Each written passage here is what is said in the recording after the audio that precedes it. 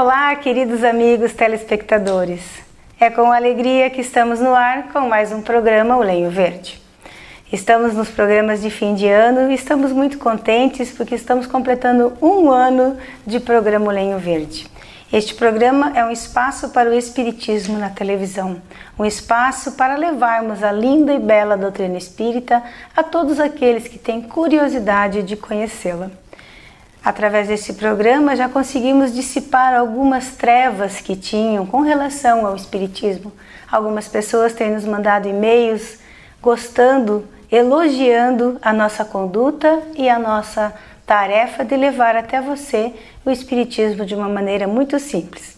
Os nossos convidados são todos estudiosos da doutrina que procuram trabalhar no Espiritismo, levando a boa palavra a muitos lugares.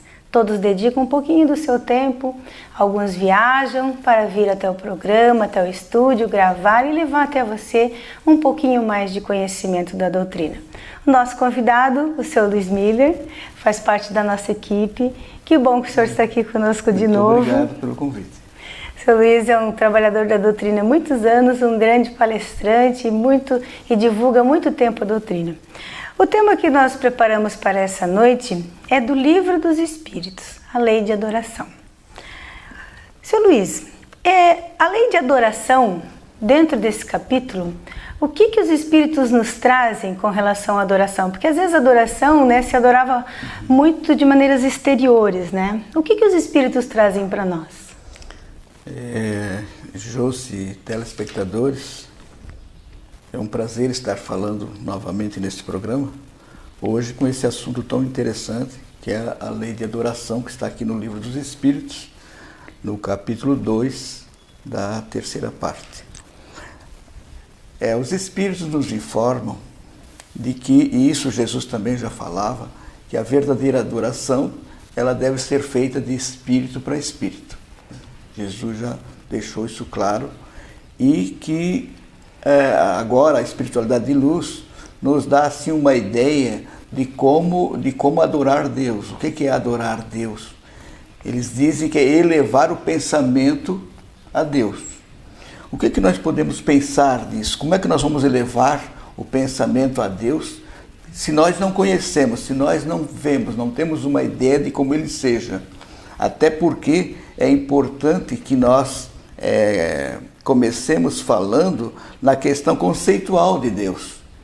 Porque nós temos ao longo da história, nós temos momentos diferentes em que Deus era conceituado também de forma diferente. Por exemplo, a época de Moisés, Deus era conceituado como sendo um senhor, uma pessoa, um rei, um guerreiro, senhor dos exércitos. Era uma conceituação totalmente diferente daquela que depois Jesus nos trouxe. Porque lá, ainda em Moisés, nós vamos encontrar a ideia de uma divindade que tinha um povo escolhido, era uma divindade discriminatória, que depois Jesus vem dar sequência apresentando esse mesmo Deus, mas agora na forma de Pai, com a diferença de que lá ele era um Senhor, agora ele está apresentando Deus como Pai. Quando é que ele fala isso? Quando ele apresenta a oração do Pai Nosso. Ele começa dizendo Pai Nosso. Ali ele não está só orando, ele está conceituando Deus no sentido de não mais ser um Deus tribal, nem um Deus discriminativo, porque até então Deus era entendido como sendo só Deus dos hebreus, só Deus dos judeus. E quando Jesus fala na oração Pai Nosso, ele universaliza a ideia de Deus. Não é mais Deus desse ou daquele, é Pai Nosso, certo? E aí vem todos uns ingredientes diferenciados na doutrina do Cristo, que enquanto você tinha lá na outra doutrina, na doutrina mosaica, aquela divindade guerreira, vingativa, muitas vezes cruel, que ora estava de bom humor, ora não estava, e quando estava de mau humor, ele podia fazer como dizem ter feito a Sodoma de Gomorra, que a gente sabe que não foi, ou seja, jogar punições, castigando. Essa era a ideia antiga. Então, pensar em Deus, nesse Deus antigo, é uma coisa que realmente está fora de contexto. Porque Jesus vem trazer novos ingredientes que, além de apresentá-lo como Pai, e por consequência nós passamos a ser filhos, não mais servos como éramos antes. Antes éramos considerados servos, agora somos filhos. Isso tem características bastante distintas, porque como servo você apenas serve, como filho você é herdeiro. Está entendendo? E ele apresenta nessa herança divina, ele apresenta a política divina para conosco. Quando ele diz, por exemplo, sede misericordiosos como misericordioso é vosso Pai. Essa mesma divindade que ele apresenta como Pai, ele apresenta como um Pai misericordioso. O que é ter misericórdia? Ali já tem o radical corte, que quer dizer coração, é agir com o coração, certo? Então a misericórdia divina, ela está presente nas suas leis. Ou seja, isso é muito importante para que nós, inclusive ao fazermos o nosso processo de adoração, entendamos esse Deus misericordioso, apesar das circunstâncias nem sempre apresentarem nitidamente esse lado misericordioso. Né? Porque muitas vezes misericórdia para nós poderá ser entendido como pedir a Deus e Ele tirar aquele problema de nós. Imediatamente. Imediatamente, e não é por aí. Então lá, o socorro de Deus vem através de nós mesmos, né? Então é importante entender que a misericórdia, ela está presente nas manifestações divinas, seja na nossa vida, seja na própria natureza, né? Se você vê, acho que foi ontem, ainda estávamos vendo um programa do reino animal, ou seja, um tigre avançando em cima de um búfalo, né? Quer dizer, aquilo ali parece uma agressão, mas ali está a misericórdia divina, no sentido da lei de conservação também está sendo observada. Aí você olha para um cenário onde você vai, por exemplo, você vai no hospital. Você vai num hospital, você vai ver doentes dos mais diversos matizes, né? De naturezas as mais diversas. Mas que Deus é esse que permite que essas pessoas fiquem doentes? Porque para nós, viver bem está tudo bem, né? Não ter problema, não ter exatamente. Então, com a doutrina espírita e com Jesus, nós vamos entender que mesmo nessas circunstâncias, onde a enfermidade está presente, também está presente a misericórdia divina, fazendo com que aquele espírito que está naquele corpo possa estar, através daquela circunstância, muitas vezes não muito agradável, esteja resolvendo questões emocionais, questões de equilíbrio, questões, enfim, expiatórias, que na sua trajetória evolutiva ele foi adquirindo e foi amontoando resíduos evolutivos que precisam ser vazados, né? Precisam ser resolvidos. Então, aparece todo um contexto bem diferenciado do Deus, da divindade que Jesus nos apresentou, daquela que normalmente hoje ainda as religiões gostam de apresentar. Um Deus cruel, um Deus vingativo. Como é que você vai adorar uma divindade dessa? Antigamente, como é que fazia o processo? Como aceitavam esse tipo de divindade cruel? Eles também tinham atitudes cruéis, com aqueles sacrifícios que eles também apresentam aqui na obra espírita, né? No livro dos Espíritos também, né? Nesse capítulo, nós vamos encontrar também a questão dos sacrifícios. Ou seja, qualquer coisa que acontecia de mal com eles achavam que Deus estava de mal com eles. Que eles não estavam de bem com Deus. Tudo era assim amaldiçoado. Tudo era amaldiçoado e tinha que achar uma forma de resolver aquilo ali. Então os sacrifícios eram feitos para ver se aplacavam a ira divina. E começaram a fazer com animais, depois passaram a fazer com homens, né, com seres humanos e assim por diante. Quando que, na verdade, a própria Bíblia tem um momento lá no Velho Testamento que nos diz que Deus teria dito, misericórdia quero, não sacrifício. Está lá muito claro. E isso é antigo, isso já é do tempo de Moisés. Apesar de ter aquela política agressiva que ele apresentava, mas os profetas sabiam do certo com o que era para fazer. Ficou assim, escondido esse versículo. Ficou meio velado, exatamente. E depois você vai encontrar Jesus fazendo isso, apresentando aquela divindade justa. Ele apresentou esse aspecto de justiça quando ele apresentou uma das características de Deus, segundo ele, que é aquele Deus, aquele Pai que faz chover sobre justos e injustos. Isso se chama imparcialidade, ou seja, a imparcialidade, de certa forma, caracteriza essa justiça. E o nosso pensamento em direção a Deus terá que ser nesse sentido. Só que, como eu disse há pouco, como é que você vai pensar em alguém que você não conhece? Certo? Porque nós vamos ver depois com o Espiritismo, Jesus coloca Deus como Pai e os Espíritos de Luz, eles não personificam Deus. Quando é perguntado lá na questão número 1 do Livro dos Espíritos, que é Deus, eles respondem que é a inteligência suprema do universo e causa primária de todas as coisas. Você vê que aí não há uma personificação. Mas você vê que não desmerece a resposta de Jesus. Ao contrário, né? Vem ao encontro. Porque Pai é aquele que cria, que inicia tudo, né? Interessante essa questão. Com certeza, porque só que aí os espíritos quiseram ampliar o conceito para que nós possamos verificar a presença desse Deus, desse Pai, em tudo. Não apenas na criação dos filhos chamados seres humanos. Entendeu? Sim. Então, na verdade, essa inteligência suprema, ela é causa primária de tudo. Mas de tudo o quê? De tudo da Terra? Não, de tudo que existe no universo. De tudo. Então, hoje, por exemplo, a gente vê aí a física quântica trabalhando, as partículas, subpartículas, por menores que sejam, ali você vai ver a presença divina. Isso é outra coisa importante de nós observarmos esse aspecto da adoração, para que nós entendamos que a presença divina está em tudo. Ao você olhar para uma árvore, você não vai ver Deus, aquela árvore como sendo um Deus, e sim Deus naquela árvore.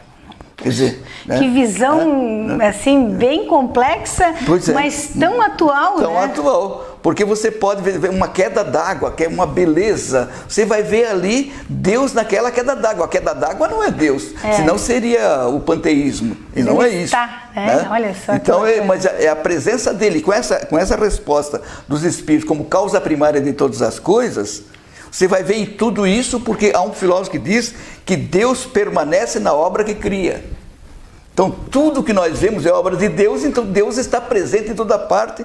É aí onde a gente vê a onipresença divina. Perfeito. Então, veja bem, como fazer para pensar em Deus? Já que adorar a Deus, segundo os Espíritos, é elevar a Ele o pensamento. Como é que você vai dirigir? Que foco você vai ter para jogar o teu pensamento? Então nós vamos verificar nas demais respostas que, na verdade, esse elevar o pensamento a Deus é elevar o pensamento ao bem. Você estando pensando no bem, você está pensando em Jesus, você está pensando no bem. Certo? Jesus, como nós conhecemos a figura dele, podemos até pensar naquela figura, mas não apenas daquele jeito. E sempre que você estiver pensando no bem, se a tua proposta for para o bem, você vai estar pensando em Deus, vai estar pensando em Jesus, porque a tua frequência vibratória vai aumentar. Você vai vibrar numa frequência vibratória, um padrão mental bem elevado, elevadíssimo. E isso tem o seguinte resultado: você vai entrar em sintonia com todas as faixas do universo que estejam vibrando naquela frequência. Você está incorporado no próprio processo universal. Então seria pensar e se encher de amor, e falar com o coração. Seria uma forma de nós nos aproximarmos? Nos aproximarmos e estarmos nesse processo de adoração. Porque antigamente, né, você ia lá e adorava a Deus, servia umas frutas, né? Até no Antigo Testamento tinha esse negócio e tal. Depois, como o senhor disse, tinha sacrifícios, achava que Deus gostava de sangue, de morte. Mas aí adorar a Deus, então, como o senhor está colocando para nós, seria uma forma de coração, de alma, de sentimento. Coração para coração, é onde está a misericórdia, o córdia ali. ali. É de coração para coração. Certo? É só para o público em casa, a partir da questão 649, se você quiser conferir o que nós estamos falando, o senhor Luiz está colocando muito bem como é que faz essa adoração, né? A partir da questão 649, se você quiser ir confirmar. Exatamente. Essa questão, Allan Kardec pergunta, em que consiste a adoração? E os Espíritos responderam, na elevação do pensamento a Deus. Deste, pela adoração, aproxima o homem sua alma. Como é que ele aproxima? Com essa frequência vibratória que eu falei há pouco. E com esse afeto. Por isso que nós entendemos que sem afetividade a coisa não funciona. Então, eu vou fazer uma prece por alguém. Eu posso fazer? Claro que sim. Mas como é que você vai elevar o pensamento a Deus para fazer essa prece por esse alguém? Pense no benefício que esse alguém vai receber. Você está pensando no bem. Sabe? Com isso você está pensando em Jesus, está pensando no bem. Os espíritos de luz estão, digamos, sintonizando, ou você está sintonizando com eles. Certo? Mas então não seria nada assim da boca para fora, né, senhor Luiz? Pode até ser, porque eles também perguntam se o culto exterior, né, se essa adoração exterior pode ser. Ele disse, mais uma vez, vale a intenção. Não sei se tu lembra ali. Sim. Mais uma vez, vale a intenção.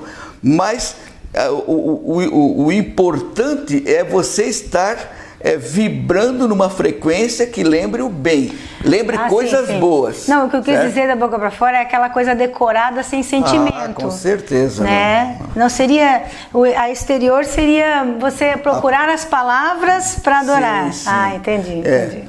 Porque as palavras decoradas, por exemplo, Pai Nosso. Pai Nosso você tem ela decorada. Qual é o problema? Existe problema em fazer o Pai Nosso decorado? Não existe. Só que você corre o risco de não prestar atenção no que você está dizendo. É verdade. E o Pai Nosso, ele é completo, gente. O Pai Nosso, ele é completo. Você se compromete com Deus sem saber. É simples, Jesus, prático, objetivo e direto. Claro, perdoai as nossas dívidas, assim como perdoamos aos nossos devedores. Olha só, é um comprometimento, você se compromete naquele momento a também perdoar os seus devedores, as dívidas, né? Que até eu gosto de lembrar que fizeram uma mudança na palavra, em vez de dívidas, colocaram ofensa. Ofensa não é a mesma coisa que dívida. Não. A ofensa é algo que alguém te fez, tu fica com aquela marca, tu pode transformar ela numa dívida, se você alimentá-la. Então que perdoe o mais depressa. Só que Jesus já foi lá no fundo, perdoar as dívidas, as questões que já estão em forma de dívida. Sabe? Aquelas mágoas, aqueles ressentimentos muito profundos, que hoje não representa mais só uma ofensa. Por isso que a prece do Pai Nosso, nessa alteração que fizeram, nós particularmente não concordamos por esse aspecto. Porque, de certa forma, quiseram aliviar a questão. Mas não tem aliviar, não tem, diante da lei divina, nós não temos como simular. Simulacro não resolve. É periferia, né? Seu Luiz, e existe um lugar específico para a gente adorar a Deus? Porque algumas pessoas acham que somente na beira do mar, outras acham que é somente dentro da igreja, diante do altar, ajoelhado. Existem lugares específicos ou isso são coisas para as pessoas melhorarem a sua fé? Veja só, se nós dissermos que não existe, não estamos falando com a verdade. Você mesmo lembrou, diante de um oceano, né? Você contempla aquilo ali e parece que você está vendo Deus naquela obra ali. Sim, mas é só lá? Não, eu entendi a pergunta e eu vou chegar lá. Na verdade, essas ambiências todas externas nos ajudam com certeza. Por exemplo, você está num ambiente silencioso, você coloca uma música, uma Ave Maria, aquela Ave Maria gostosa. Nossa. Isso vai te ajudar, claro, vai te ajudar mais do que se não tiver, mas o que nós não podemos é ficar presos a essas questões exteriores, porque senão nós não voamos, senão nós não viajamos, nós não transcendemos, né? Então, Jesus mesmo disse, recolhe em teu quarto, quer dizer, aqui dentro de você. Certo. Você procura se recolher e evitando o mais que puder das influências exteriores. Mas isso, com o tempo, você vai pegando prática que mesmo no ônibus, você está no circular, no teu ônibus, com um barulho danado, você vê uma situação que você, puxa, como é que eu vou fazer? Não posso fazer nada? Você pode fazer uma prece. Certo. Já aconteceu comigo e eu vi o resultado na hora. Na hora, eu estava vindo para o meu trabalho de um bairro, eu não morava nesse bairro que moro hoje, e o pessoal saiu, eu começava cedo no meu trabalho, e o pessoal vinha de uma discoteca, de uma danceteria, isso era 5h30 da manhã, o pessoal tinha ido ficado na festa até 5, e vinham comentando coisas desairosas, palavras só, eu ficava sem jeito de ouvir aquilo ali. Digo, o que eu posso fazer? Vou fazer uma oração. Daqui a pouquinho um foi saindo, se desmanchou o grupinho. Vieram ao seu pedido. Não tenha dúvida. Eu mandei uma energia que, de certa forma, dissolveu aquela outra. Quer dizer, foi uma coisa fantástica que eu vi na hora. Isso não significa que eu tenha poder disso ou daquilo. O que a gente tem é entender o poder do pensamento quando esse pensamento está revestido desse lado afetivo, desse amor, dessa energia, querendo, de certa forma, buscar a harmonia, buscar equilíbrio. Né? E me diz uma coisa, seu Luiz, a gente pode viver só fazendo oração, assim, a nossa vida pode ser só isso?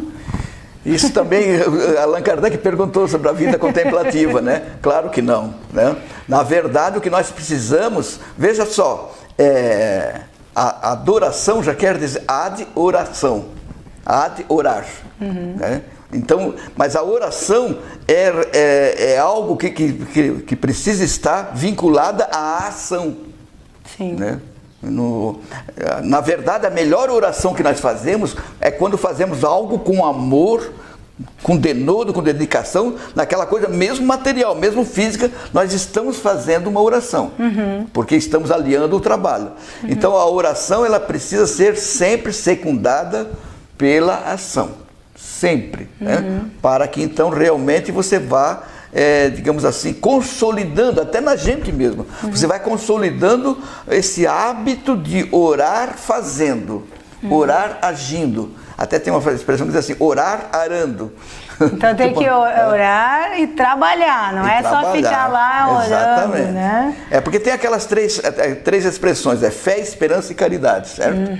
É muito interessante essa sequência. Nós precisamos ter fé. Fé em quê? Fé em Deus, fé nos Espíritos, fé em Jesus. Precisamos esperar. A esperança faz com que nós esperemos com tranquilidade, mas não de braços cruzados. Aí a terceira é a caridade. Caridade é como sinônimo de trabalho, de ação. Né? Fé, esperança e caridade. Fé, esperança e trabalho. Quer dizer, não tem como separar essas três expressões, sabe? É como bater, como buscar, pedir e bater. Essas três coisas também precisam estar juntas, senão você fica só pedindo, mas não busca. Você fica buscando, mas não bate. Ou seja, nós precisamos fazer todo um sincronismo dessas expressões, desses verbos, para que eles possam ser, pelo seu dinamismo, possam produzir, né? Ter ação. E aí vir a resposta divina. Que a resposta divina, ela vai vir através de você. Porque, por exemplo, eu peço a Deus que me ajude a desenvolver cada vez mais, vamos supor, uma mansidão. Bem-aventurados os mansos, porque herdarão a terra. Certo. Como é que eu vou testar isso? Nas dificuldades da vida, para que essa mansidão, nos momentos dos reveses, nas adversidades, essa mansidão não me falte. Porque é o momento de eu desenvolver o pouco que tenho. Porque no fundo todos temos um pouquinho. Verdade. Só que não temos 100%, mas digamos que seja 5% de mansidão. Esses 5% precisam ser utilizados, senão não vai ser 6% nunca. E bem trabalhado, né? E bem trabalhado, né? E sempre entender, com relação a Deus e ao próximo, que o maior representante, o grande representante de Deus na Terra é o próximo. E quando diz o próximo, tem mais um detalhe. Não é apenas o ser humano. É aquele que se aproxima, né? Uma vez o senhor falou isso, né? Exatamente. O senhor falou isso. Aí é o próximo dinâmico também. Exatamente. Na outra palestra o senhor falou sobre exatamente. Isso. Sobre aquele que se aproxima. Exatamente. Então, para eu amar a Deus, eu preciso amar o meu próximo. Ele é o grande representante de Deus na Terra. Como disse Jesus, isso é mais do que todos os holocaustos e sacrifícios, exatamente. Né? Então ele está dizendo assim que, veja que todos nós podemos adorar a Deus, porque antes existia uma certa até dificuldade das pessoas, porque algumas não podiam fazer o sacrifício, até porque não tinham condições financeiras, né? Sim. Agora adorar a Deus dessa maneira... Essa época de Jesus ainda estava, era vigente ainda. Era comum, então... Tinha lá, Como Jesus ele aproxima Deus de nós, né? Ele diz que Deus é Pai, é para ser amado. Sim. Deus não é um poder que ele é poderoso, sim, mas ele não é um poder vingativo para ser temido, né? Ao contrário, é para ser amado. Ele é um pai para ser amado. E né? a forma de amar a Deus é através do próximo. André Luiz tem uma frase que diz assim: entre você e Deus, o próximo é a ponte. Entre você e Deus, né? O próximo é a ponte. Como é que eu vou me aproximar de Deus se eu me afasto do próximo? Interessante, né? E já que a gente está falando de oração, né, de adoração a Deus, né, é muito importante que a gente lembre que Jesus passou uma recomendação sobre vigiar e orar. Vigiar as nossas atitudes, né, mantendo pensamentos elevados, como o senhor já falou isso em outras ocasiões. E a oração que é para manter, não só a adoração, mas também manter a nossa sintonia com Deus, né? Certeza. Porque às vezes a gente esquece disso, né, seu Luiz? Pois é, porque assim, porque o nosso pensamento, Josi e prezados ouvintes, o nosso pensamento, como eu disse, ele trabalha em faixas, entendeu? Então vamos supor, a faixa do desânimo é boa? Claro que não. É uma frequência vibratória super baixa. Então o que eu preciso fazer? Estar procurando sempre buscar pensamentos bons, pensar no bem, para que a minha frequência vibratória esteja mais alta. E eu consiga sintonizar com mentes boas, que estão pensando desse mesmo jeito em todo o universo. Que eu não vou sintonizar só com mentes que estão aqui no planeta Terra. Nós vamos estar com quem está no plano espiritual da Terra, mas também em todo o sistema do nosso universo, todo o sistema cósmico, né? Isso é muito importante. E essa escolha somos nós que fazemos. Eu escolho a faixa que eu quero. É verdade. Então eu preciso escolher. Se eu quiser escolher faixas boas, eu tenho que escolher as faixas do bem. Exato. A recomendação de Jesus, né? Sim. Só para o nosso público em casa, né? Para quem quiser conferir, a lei da adoração vai até a questão 673. Para quem quiser ler um pouquinho sobre isso, quero agradecer, seu Luiz, que o senhor veio aqui, tão dinâmico. Como é bom lhe ouvir. É muito bom lhe ouvir. Não, de coração obrigado. Mesmo, é muito bom lhe ouvir. Obrigado. E pessoal, vamos orar mais, vamos elevar mais nossos pensamentos, vamos aproveitar aí esse fim de ano gostoso para vibrar mais na vibração de Jesus, na frequência de Jesus, para que sintamos Deus cada vez mais em nossas vidas. Fiquemos com essa paz.